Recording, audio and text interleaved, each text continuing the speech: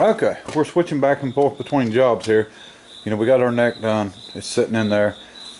Trimmed it off where I wanted it. Don't have it in there perfectly straight yet. We'll get it exactly where it needs to be and weld it in.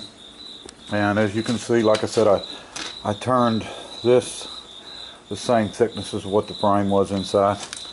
Well, it can sit in just a little bit, and we'll work with it from there. Set our degrees and everything, or our rake, and now I'm working on the back half. So of course this is thin, too thin to handle the wheel by itself, you know. So we have got this plate made. Now this is basically the style of a hardtail Harley, and they slotted it square, and I don't like that. I'm going to end up machining it out, and it'll be rounded on the ends because I don't like corners inside holes. So we'll machine this out a little different than what they got here, but there'll be basically a sleeve welded here that's threaded, and a bolt will go through here. It's an adjuster bolt with, you know, an extra nut on it, and it actually pushes the axle forward and back, and that's how you adjust the chain, adjust the wheel. I got to get everything set where I want it and everything before I build the piece for the top that actually is going to start boxing this in. Because as soon as I weld it in, I'm not going to be able to move these in and out at all. I mean, it's going to be fixed and where it needs to be. Okay, we've got our pattern cut out of wood, and it's the same plywood I used for the frame, and should be able to fit two on here with no problem. And of course this is rusty. This is 3/8. We're going to clean it up really good. It's not pitted. It's actually pretty smooth. It's just got a lot of rust on it. So it was torch cut out of something. So we're going to clean this up good and go ahead and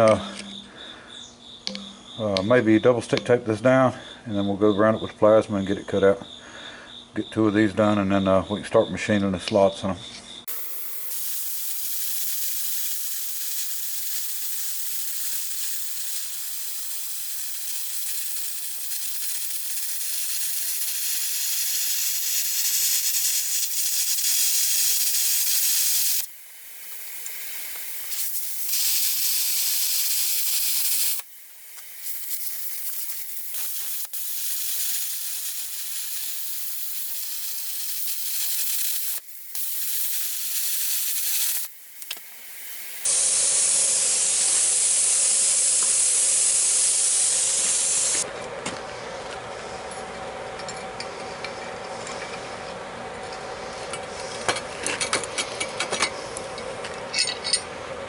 Well, it's not art, but it's art to do.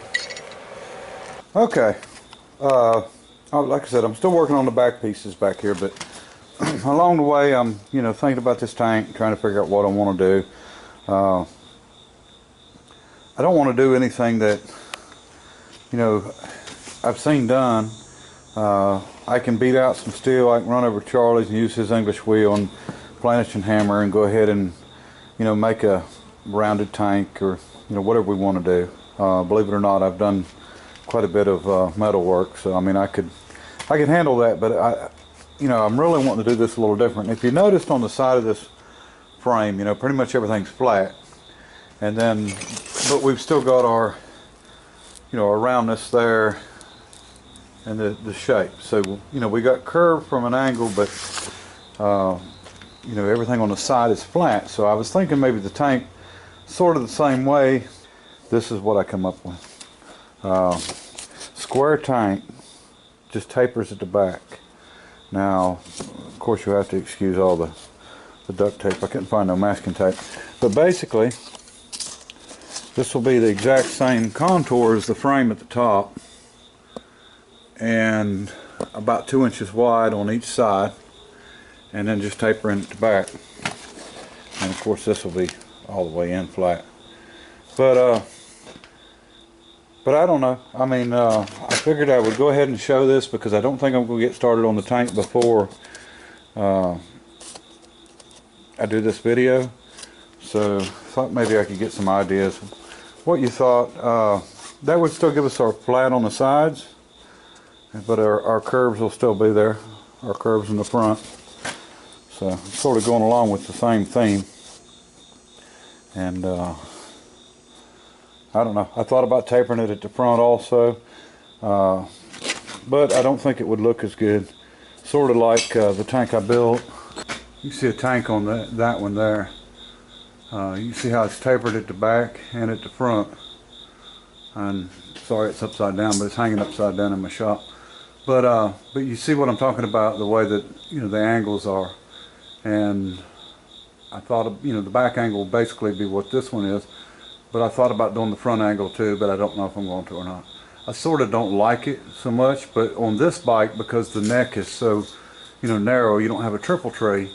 That's one of the reasons, you know, that is like that. But anyway, pretty neat tank style anyway. So that's probably what we're going to do. Just one bend coming back in. I'll have to make this one, you know, this outside one will have to be just a little bit longer, a little bit wider, so when it tapers, you know, that they're going to stay the same size. Because I wouldn't want this to come back, so you understand here. I wouldn't want this to come back exactly flat and then actually have to have a twist in it here to come back and be where it is. I want to keep it all flat. And as you can see, these are the exact same size, but you see how that one overlaps. So when we added the bend in, you know, it took away from the length. So we're going to try to bring this one back exactly the same as that one. And so when we make our pattern, the outside plate will be a different size, a little by a little bit, than the inside plate. And that way they'll be exact, and everything should work out right. But I think it'll look alright. It'll look just fine. And like I said, we've still got work to do on this backbone to get everything exactly level and straight, you know, to where it looks machined. And I'll do that with a hand file.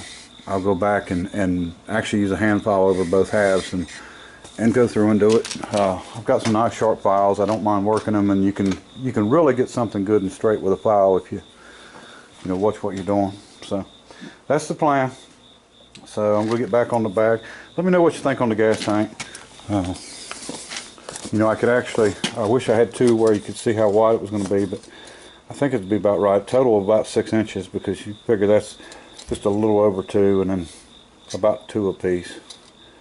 So that's probably be okay. And then we'll tie these tanks together. We can put a single cap just on one tank. And anyway, you know, I think it's going to be okay. I don't know. I second guess myself a lot, so you know, might try a couple other designs and we'll see. But all right, let me get this back and try to get this get these plates finished up. Okay, we've got the pieces cut out, put together and ground. Now we're gonna need to machine the slot in them. I'll show you what I'm working with here. I took a picture over at Junior's house. Oh, I don't know if you'll be able to see it. There you go. Of a hardtail frame, the back side, and you can see it's not quite squared off. They got you know, some radius in it, but we're not going to do it like that. We're going to bring it on back and keep it round the whole way. And since I'm using a 3/4 axle, which that's probably a little bigger on this picture because that's for the rear, but I'm using a front wheel on the rear, so we're going to use a 3/4 inch end mill, and we'll slot that and have it rounded on the ends. Now I've checked the width on these, or the thickness on these. This one I didn't check. I checked on another bike that he had that was together, and it was between 3/8 and 7/16. It was some odd size. I think this is a little bit thinner, but quite a bit thinner actually. But we decided, I think that's 3/8. I hadn't even measured it yet, but I'm pretty sure that's 3/8. But I've ground it, but I hadn't hand filed it yet, so we'll get it nice. If you want something to look good, you know, grinding it's one thing, but when you hand file it and it gives it an exact 90, it makes it look a lot better than, you know, because you can't get perfectly straight with a grinder. If I knew how to program that Bridgeport CNC, I could have just probably machined these out, but you know, it is what it is. I don't mind doing it this way. This is, you know, as long as we get her done. So I'm going to get set up and get slotting these things. Alright, we're set up. I used the pattern, the wood pattern, as a sacrificial plate, I guess you could call it. I don't want to hit my table. So what I'm going to do now is set up and go ahead and run my slot. Now I ran this even with the table, and that way the slot will be exactly flat or straight or parallel with this line. And so we'll go ahead and start slotting it out. Okay folks, we got them done slotted. Did them sort of like the other. I mean, they're rounded on the corners, but I went ahead and I just used a 1/2 inch end mill. I moved it over 125 thousandths, hit it again on one side, and then I come down 127 thousandths. That will give it two thousandths of play in there. And believe it or not, I ground it all and everything, and they're still stuck together. So I had it clamped so much. There we go. So now we're going to finish cleaning them up on the outside, and then we'll start working with it. Alright folks, there's what we ended up with. They're nice and smooth, but just want to show you again that, you know, just because a piece of steel is rusty don't mean you can't use it. I mean, they're just going out and spending a lot of money on steel. Okay folks, we're moving right along. Got the fork tube welded in, both sides. Got the let me see. Got these welded on. I just went ahead and one bead down here, and that's just enough to where it'll hold it where it needs to be. I went ahead and started making the pattern for my rear section to box it in. And so we'll get this one made, tack it on. We'll do a bottom one for this, and then we'll tack it on, and then we got to do inside of it, and then we got to do the same thing down here, and we'll come on up to where we can do our transmission mount. I'll have to put probably some crush bolts in there, because there's 2 bolts that slide down, 2 studs for the transmission mount, which I'm not sure where I'm going to have to mount the transmission yet. I don't have a lot of space in between. I put enough in there to put a 1-inch spacer in, because you got to put a 1-inch spacer so it goes into the seal. But there's enough space in there. I didn't want to make it real wide, but that's going to work out good. But our spacing's good. We got everything good and straight. Measured about 1,000,000 times, and good to go with that. So we'll keep at it. And I did get my new welder. I've got hooked up. I'm using it. It works really well. I'm going to do a little review on it here soon. I don't want to do a review until I've used it some. But as of now, you know, it really reminded me of how bad my welder is. You know, I didn't realize it was as bad as it was, but once I fired this new one up, you know, and the welds seem to be coming out pretty well. And so we've gotten started, and there's plenty of heat in that. You can see how it went through. I tend to weld really hot, so even exhaust, you know, I'm really bad about that. But so anyway, and I may be buying 2 new rims for this. We'll see. I'm going to keep at it and see how it turns out. But anyway, and as far as I know, this is how I'm going to do this. I may change the design a little bit. You never know, but we'll see how it goes. All right, appreciate everybody watching, and I'll keep you updated on this. All right, bye.